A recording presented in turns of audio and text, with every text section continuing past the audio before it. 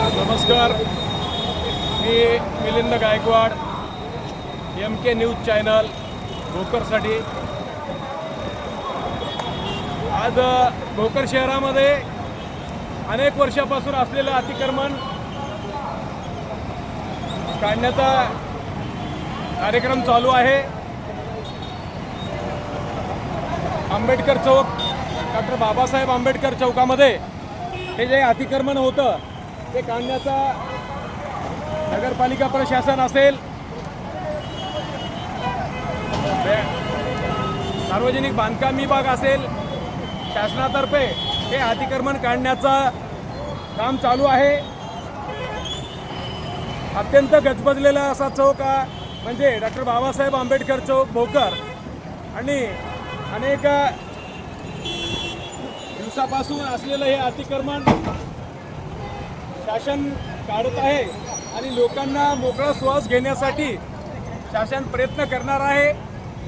परंतु या जागेवर असलेले जे व्यापारी होते ते अत्यंत गरीब कुटुंबातले होते।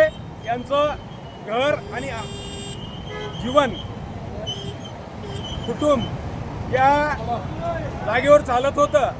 आता ते बेघर झालेले आहेत, त्यांचं कुटुंब रस्त्यावर आलेलं आहे।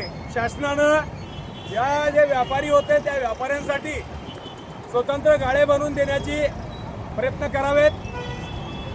गोरगरिबांना शासनाला रस्त्यावर आणायला वेळ लागत नाही, कारण शासनाकडं यंत्रणा असते।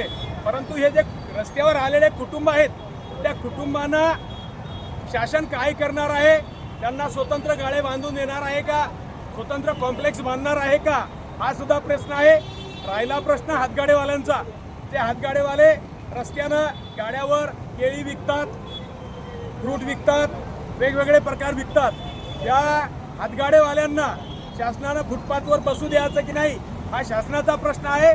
परंतु या हजारो रस्त्यावर आलेल्या कुटुंबांना व्यापार करू द्यायचा की नाही हे शासनाचं म्हणणं आहे। शासनानं त्यांना जसं रस्त्यावर आणलं तसं त्यांना फुटपाथवर धंदे पण करू द्यावेत। रस्त्यावर मोटरसायकली लावणे, मोटरसायकल गाड्या लावणे, तिथं लक्झरी पॉईंट ठेवणे, तिथं मॅजिक पॉईंट ठेवणे हे अतिक्रमण झालं रस्त्यावर। पण रस्त्याच्या फुटपाथला जे लोक धंदा करतात, जे बिझनेस करतात, हातावरची पोट आहेत, जे हातगाड्यावाले आहेत, त्यांना धंदे करू द्यावेत असं आमचं म्हणणं आहे। कारण अनेक कुटुंब जेव्हा रस्त्यावर येतात त्यांची तरुण लेकरं, त्यांची मुलं रस्त्यावर येऊन गुन्हेगारीकडे वळू शकतात, याचाही शासनाने विचार करावा। MK न्यूज चॅनल भोकरसाठी मिलिंद गायकवाड, धन्यवाद।